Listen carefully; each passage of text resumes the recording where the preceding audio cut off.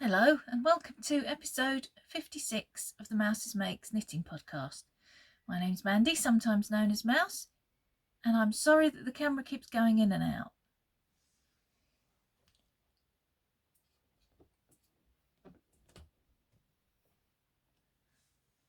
That might stop it. I think it's if I'm at a funny distance. Anyway, I haven't got a great deal to show you today. I have a finished object, and that's about it really. So before I show you that, I'm going to talk about the knit along. Sorry, the camera's still doing it. I'm running a knit along on Instagram. The hashtag is Knitting with Ukraine, and the whole purpose of it is for us to make something by a Ukrainian designer and then tag them in your post so that they can see it and just gain a bit of moral support for them. I'm knitting this, which is the Sienna sweater by Natalie Pellick, and she is Knitting for Sweet on Instagram. I'm not going to show it to you because I've literally not touched it since I showed it to you last week, so there's little point. The point of showing you the pattern is that her Instagram name is not the same as her own name. If you're having trouble finding your designer's name or your designer's Instagram name to tag them, just let me know. All the details on how to contact me are below. For those of you that can't see below because you're watching on your television, you can email me at mousesmakes@gmail.com, or you can private message me on Instagram where I am amandajane.davies.58, and I'll help you find the right person to tag. It doesn't have to be a knitted item. It can be crochet, cross stitch, machine knitting, doesn't matter what it is. It can be a garment, toys, whatever. So long as it's designed by a Ukrainian designer, you can enter it. You don't have to finish it. The knit along, I'm calling it a knit along, really it's a make along, finishes on the 31st of August. You don't have to be finished by then, because the whole purpose is just to offer a bit of moral support, and if we end up buying a pattern as I did, a little bit of financial support as well. There will be prizes. I have yet to gather all the prizes together. I'm hoping to have them by the beginning of August to show you. So I think that's everything I need to tell you about that. Any questions, as I say, email me or private message me and I'll do what I can to answer them. Don't think I've forgotten anything. Oh, the other thing is just share as often as you like. Share every day. As long as you use the hashtag and you tag your designer in, share as often as you like. Right, my finished object, my only object. I've finished my autumn stripes sweater. There is unfortunately no pattern for this as it came out of my head. As I mentioned last week, I wasn't very well, and in actual fact I spent a lot of time sleeping. All my knitting time I used on this, and that's why I have nothing else to show you. I spent 2 days knitting time sewing in the ends because I was cutting the yarn at every stripe change, and the reason why I've saved this to show you, I corrected the others. Can you see how the tension is all weird on that gold stripe there? That's where I've done the weaving Stephen method, and now you can see the inside.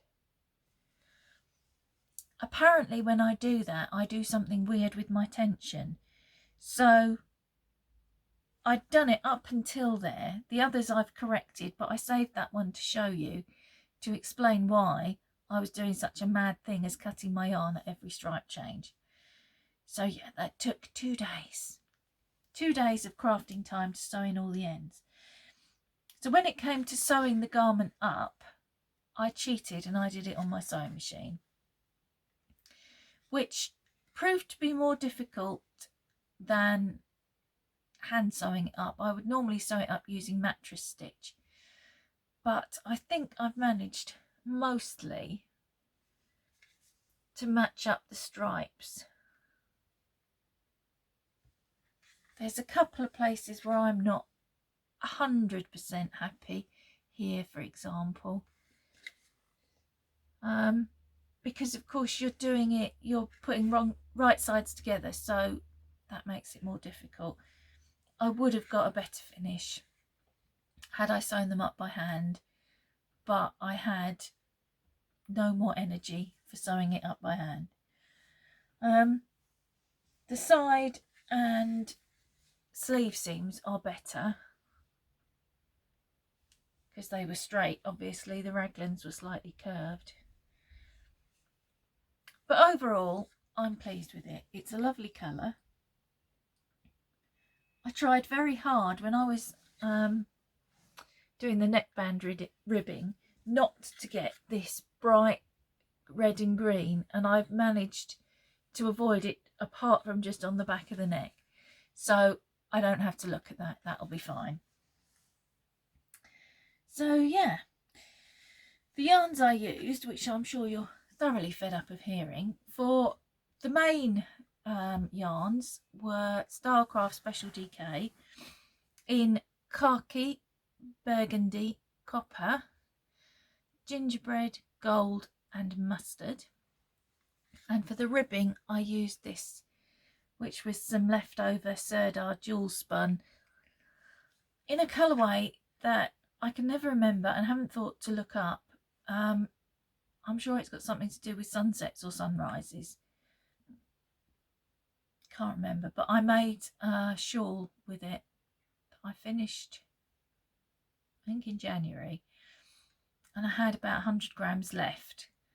So I'd bought the Stylecraft to make tassels to go onto the shawl, changed my mind about that, and so that ended up being an embellishment for the Stylecraft rather than the Stylecraft being an embellishment for that. So it all worked out well in the end. But yeah, I'm very pleased with it. I don't think there's really anything more to say about that. As I say, there's not a pattern that I can link for you that you can have a look at, because it kind of came out of my head as I was doing it. So I'm trying to remember the name of the pattern that I used for numbers. No, I don't think I did. I think I just worked it out on stitches per inch and how many inches I wanted. Anyway, doesn't matter. There's no pattern to link you to anyway. So that's it really. I haven't knitted on anything else much. The next thing that I'm hoping to get off the list and finished is my Vincas, which is, let me show you. It's a free pattern from Barocco. That's it. And I'm knitting it in linen drape in aubergine, and I am this far up the front. This is the front. I finished the back. I'm now working on the front. Denise from Dear Designs is also, or was also, making it. She just finished hers, and hers is so gorgeous that it spurred me on to finish mine. She's done hers in a corally colour, a bit darker than the one on the pattern, and it's just beautiful. So I really want to get mine finished. So that's next on the trying to clear the needles, ready for the next cast on party. And that's it really. I haven't touched anything else. I put a single triangle on my blanket last night, my triangulum blanket, but I'm still 18 days behind with that. So bit of catching up to do, and you won't be seeing that anytime soon, I don't think. So that's everything knit-wise. Knowing that this was going to be a very short podcast because I hadn't got a lot to talk about, yesterday I had a wander around the garden because I'd promised you a few weeks ago that when the garden was a bit more awake and things were flowering and what have you, I would take you on a garden tour, which somebody requested. So I've done that. So hopefully, if I manage to edit this properly, that will be coming up in just a moment. Fingers crossed. Okay, this is my second go at this because I accidentally cut the video off just now. So, straight outside the back door, we have a window box that used to have a hosta in the middle of it. Whoops. It's very hard to walk and look at the screen, not the floor. Slugs ate the hosta, despite our best efforts. Big old fuchsia that's on its 3rd year of flowering, and it's flowered continuously. In the corner there is a funny little triangular pot that's got a geranium, again on its 3rd year, and a clematis that looks very dead until you get up to the top there. And that's had 3 or 4 flowers on it this year so far. Don't know if we're going to get any more. And there's my craft room window. Next to the craft room window is what we call the sky door, which is where the cats like to go in and out. Then this is my coffee bench. Either end of it are a Hetty at this end and a Henry vacuum cleaner at the other end. You can just see him. What's been planted on them has gone a bit nuts. Where we live is the huge pneumatic factory where they make Henry and Hetty and James and George and various other things as well, industrial vacuum cleaners and floor washers and all sorts. And opposite the bench is another 3-year-old fuchsia which has just started flowering again. This one did die back over winter and has just come back. Window box is looking a bit sorry for itself. Again, those are 3-year-old geraniums, but they've not done quite as well as the others. In the drain pipe there are some succulents that are about 18 years old and haven't been touched. On the wall we've got what we call the heads. They're looking a bit sorry for themselves at the moment because they had tiny daffodils, I've forgotten what they're called, narcissi, and grape hyacinths in, and obviously they've gone over, but we've not chopped them as yet. Then there are my peonies, my beautiful peonies. They are my favourite flower. This one's starting to go over a bit. It flowered first and we've had a lot of heavy rain the last few nights. It's Jubilee weekend in the UK and there has of course been heavy rain and thunderstorms. This one on the left here, this is my favourite of my favourite ones. Oops, you can just see it starting to come out. This is pink and white, and as you can see I have a peony tattoo. My tattoo is it's a commemorative tattoo for my mum. I chose peonies to go on her coffin because she loved them as well. And the daisies are for our dog Maisie, who was kind of nicknamed Maisie Daisy. They died in the same year, just a few months apart. And at the top of the steps there, you can see there is a daisy that has self-seeded between the paving. And that's where Maisie used to stand with her front paws on the little wall that you can see next to it and demand fusses. So we've left that there because that's Maisie Daisy's daisy. Right, I'm going to go up some steps now. This could be entertaining. Okay, here we have another bench. Dave made this one with a little table at either end of it. That disgusting trough underneath there is the cat's outdoor water drinking bowl. They love it. It fills with rainwater. It gets green and slimy, and they won't actually drink from it until it's green and slimy. So make of that what you will. Yes, so Dave made me this bench. And on the other side, you can see the peonies a bit better from this side, because obviously this is the side that the sun comes to them. We've got a passion flower that's growing up, and along the swing seat top, please ignore the window of the utility room, which is full of all kinds of stuff. Swing seat, which we've had for many years, needs repainting. It was done 3 years ago, needs redoing. No one sat on it this year, as you can tell, because it's very spidery. Another geranium and fuchsia that were planted during the first lockdown and are still going strong. Maisie's daisy. Now, what's this? I think this is another clematis with a little fuchsia and some trailing lobelia in the bottom. This again has flowered once. I don't think it's going to do it again this year. This is a weed. There's a few of those.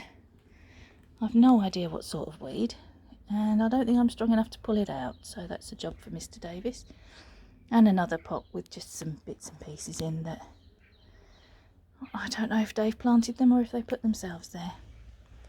These ones in the pot, the Maisie daisies, have definitely self-seeded from the one that's planted itself there.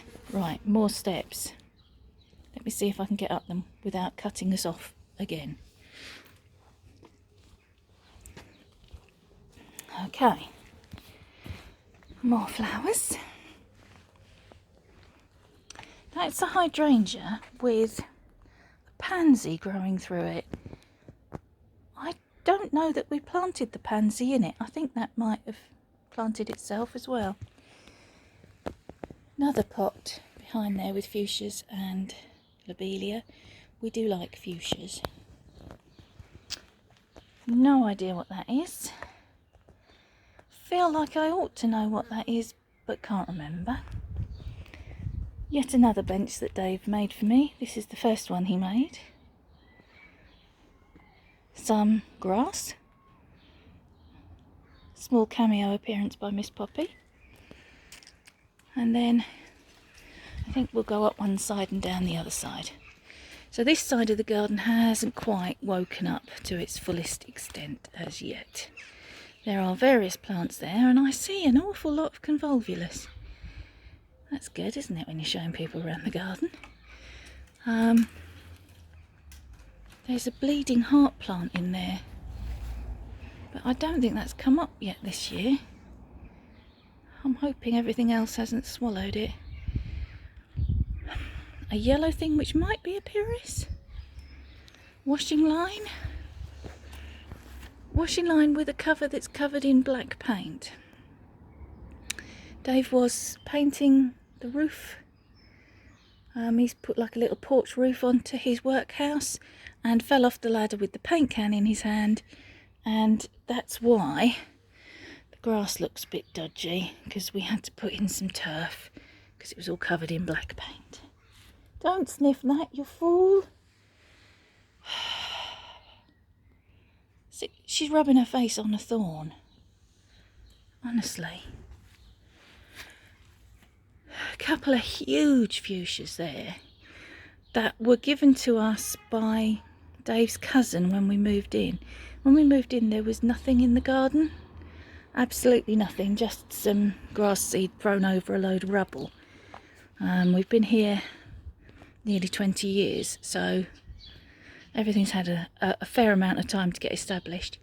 That fuchsia is a great hiding place for cats to leap out and attack you. At the back there is a honeysuckle, and behind it is a giant rose. We call it the Triffid rose because it is like a Triffid. Years ago, probably 15 years ago, I bought a load of roses from Woolworths, and they were all meant to be white and pink. There was a yellow one and there was a blue one, and all but the yellow and the blue rose turned out to be red, that bright red. That was one of them. The yellow one died, and so did the blue one, so that was that. And there's Dave's workshop, which you have seen from the house. On this side, again, I feel like I ought to know what those are called, but I can't remember. And the convolvulus there appears to be thinking about flowering. It's weeding time again. Then, let me move back so you can see a bit better. Another rose. That rose was bought for me when I left my job. It is a white rose. It's not flowered yet this year. I've been fighting, you can probably see in the top there, black spot for the last few years with the roses, so they're not necessarily doing as well. We've planted lavender around them. It's supposed to stop green fly, but I'm not sure it has. The next rose there, he's had a bit of a battering by the rain. That one, Peter and Lauren gave it to me. They dug it out from their garden. They didn't want any flowers and they thought it was dead, but they gave it to me to see if I could revive it, and it's been fine. Again, you can see I need to do some black spot spraying again. Another rose with some more lavender. That was one of my Woolworths purchases. This next little rose with the orange flowers we inherited from Dave's parents. It's called Silver Wedding, and it was bought for their silver wedding anniversary, and it comes out that colour, and then as the flowers age they change colour, so they'll be yellow or pale pink by the time the petals actually fall off. It's quite a neat little thing. Lots of aquilegia that's kind of planted itself. Another little rose there that's covered in sticky buds bit. That has tiny little flowers. I don't know if you can see.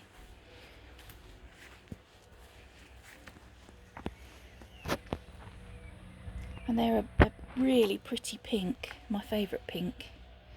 And that was another Woolworths purchase.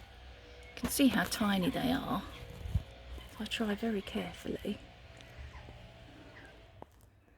That's how small they are. And then I can't remember what that yellow thing is called. More convolvulus. And another Triffid rose. This one just goes nuts, absolutely nuts.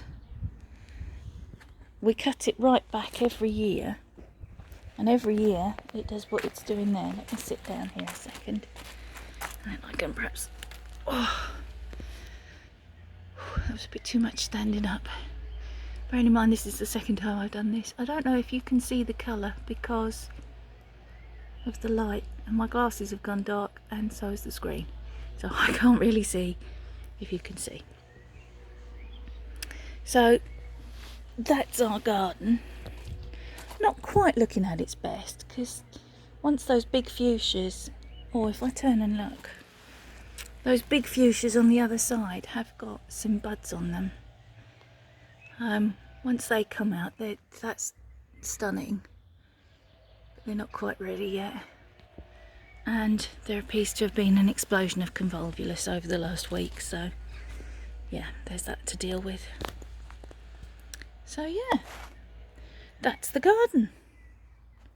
Poppy is sculling about here somewhere. Bees are very busy. Oh, there she is. You coming up, pups? You coming up? Oh, sorry. Bumped her on the nose. So there you go. So from Miss Poppy and I, have a very good week. She's got Spider House in her whiskers. We'll see you next week, and until then, happy knitting. Bye everyone.